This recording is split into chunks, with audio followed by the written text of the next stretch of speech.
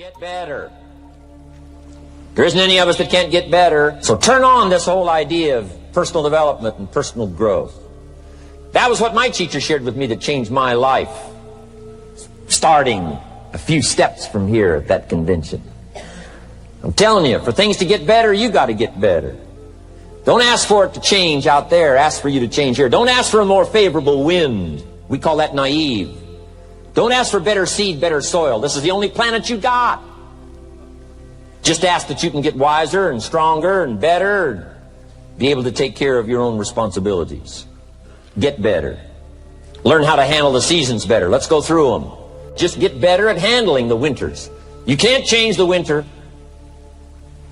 You can't change the seasons, but you can change yourself. You say, well, what can I do about the upcoming winters of my life? The challenges that I know I'm going to face. Here's what you can do. You can get wiser and stronger and better. Just make a list of that trio of words. Wiser, stronger, and better. Go home smarter than you came. Go home with more ideas than you came with. Next, get stronger. You can develop the muscle. You can develop the courage muscle. You can develop the inspiration muscle. You can develop the dedication muscle. You can get stronger. There isn't anybody here that can't get stronger. Next time we see you, may not even recognize you. How strong you're going to be able to become in language, in style, in personality, the ability to cope, the ability to handle with anything that happens, no matter what happens. And the third one is get better. We can all get better. I've gotten better. First talk I gave, I stood up, my mind sat back down. But here's the secret to my success. I stood up and did it again. I stood up and I did it again. And I did it again and I did it again. Envy is a waste of time. You already have all you need.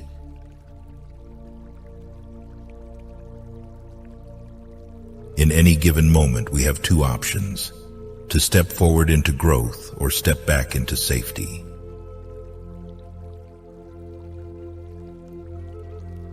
Success is not how high you have climbed, but how you make a positive difference to the world. Roy T. Bennett.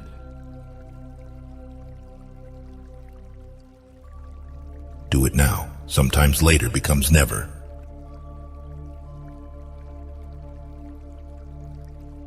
Wealth consists not in having great possessions, but in having few wants.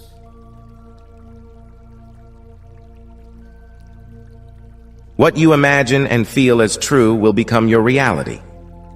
Neville Goddard.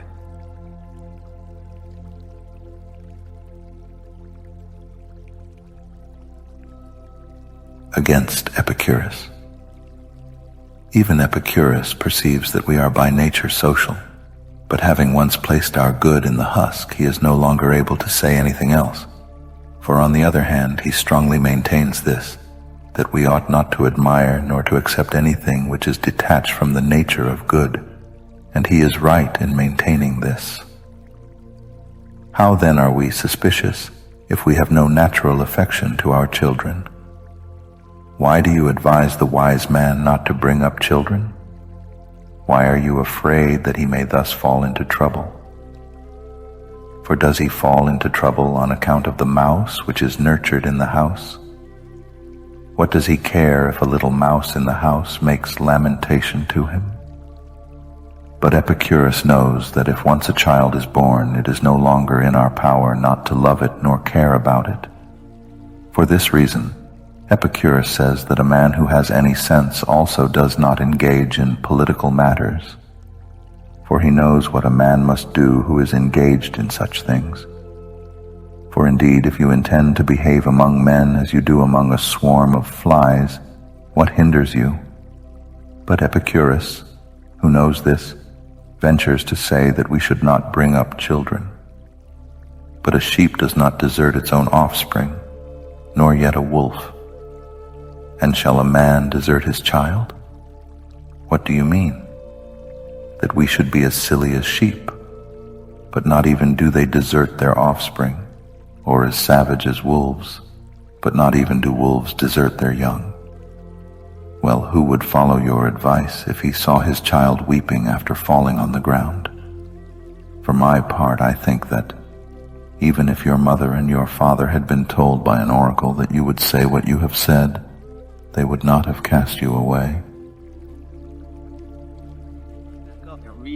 Face that endeavor is going to be the overriding factor that makes a difference. You know, people need to have purpose to get up. They need purpose to perform. You need to get to a point in your life where there's nothing on the docket. There's no 5K. There's no, I'm going to get into school to be this or that, and still perform to the highest level. But what's funny about it all is that we need these things to perform. But we don't take a second to realize the purpose is always there. The purpose never leaves us, because the very purpose is you. You are always the purpose. There may be another purpose, like being a SEAL or going to college or whatever, but the main purpose in life is you. So if you wake up in the morning and you don't want to do something, you don't care enough about yourself. And that's what you need to really research is, man, why am I not doing this for myself? Because that is the number one purpose in life, is to better oneself. So that's the only purpose I can need. Use pain as a fuel. Imagine if you could use the pain as a passport. Imagine if you could use the pain to push you, to condition you, to prepare you for the stages and the rooms you got to walk into and the tables you got to sit at and the stages you have to stand on. What if the pain could make you better? What if the pain could build muscle? What if the pain could cause you to reach higher, to leap farther, to run faster? What if the pain could help you? What if all pain isn't hurt, but it's help? We're built to walk uphill. And when you reach the pinnacle of the hill, you want to stop and appreciate the vision, but the next thing you want is a higher hill in the distance, because it's from the uphill climb that we derive our value, and I mean this technically. So Act like you have been there before.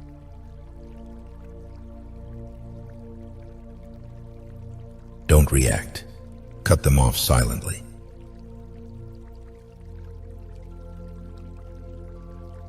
Three things cannot be long hidden: the sun, the moon, and the truth. Buddha.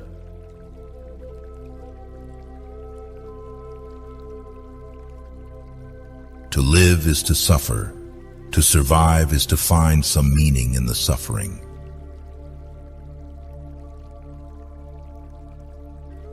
Out of suffering have emerged the strongest souls. The most massive characters are seared with scars.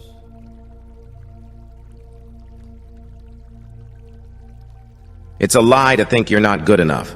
It's a lie to think you're not worth anything. Nick Vujicic.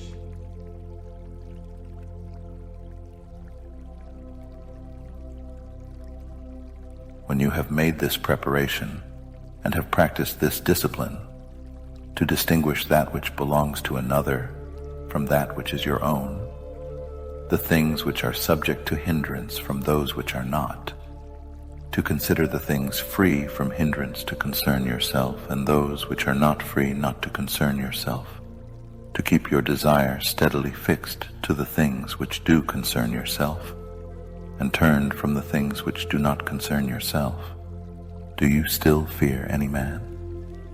No one. For about what will you be afraid? About the things which are your own, in which consists the nature of good and evil? And who has power over these things?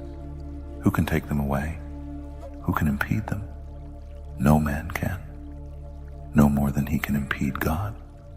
But will you be afraid about your body and your possessions, about things which are not yours, about things which in no way concern you? And what else have you been studying from the beginning than to distinguish between your own and not your own, the things which are in your power and not in your power, the things subject to hindrance and not subject? And why have you come to the philosophers? Was it that you may nevertheless be unfortunate and unhappy? You will then in this way, as I have supposed you to have done, be without fear and disturbance. And what is grief to you? For fear comes from what you expect, but grief from that which is present. But what further will you desire? For of the things which are within